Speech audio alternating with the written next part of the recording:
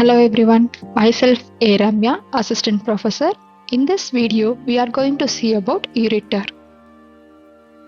In simple words, ureter is defined as the tube that carries urine from the kidney to the bladder.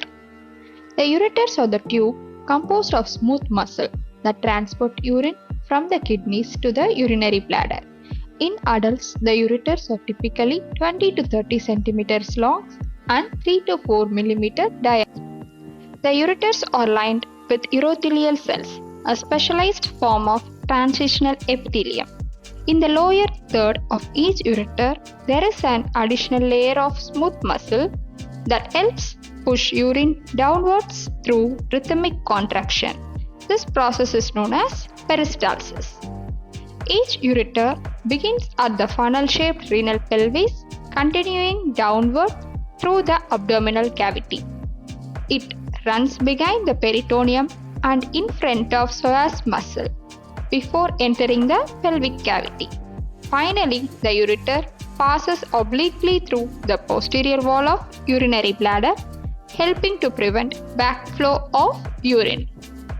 Now, coming to the structure of ureter, it consists of three distinct layers. First, an outer covering of fibrous tissue, which is continuous with the fibrous capsule of the kidney. Next, a middle muscular layer made up of interlacing smooth muscle fibers. These fibers form a syncytium that is spiraling around the ureter in both clockwise and anticlockwise direction.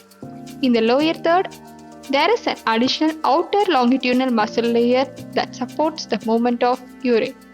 Finally, the inner layer, known as mucosa, is lined with transitional epithelium, allowing it to stretch as urine passes.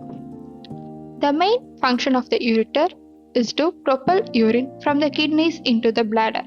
This movement is carried out by the peristaltic contraction of smooth muscle layer in the ureter walls. Interestingly, this action is an intrinsic property of smooth muscle itself. It is not controlled by the autonomic nervous system. The peristaltic wave begins at a natural pacemaker located in the minor calyces of the kidney. These waves occur several times each minute and their frequency increases as the volume of urine being produced rises. With each wave, small spurts of urine are pushed into the bladder, keeping the flow. Thank you everyone for watching. If you found this helpful, don't forget to like, share and subscribe to the channel for more informative updates. See you in the next video.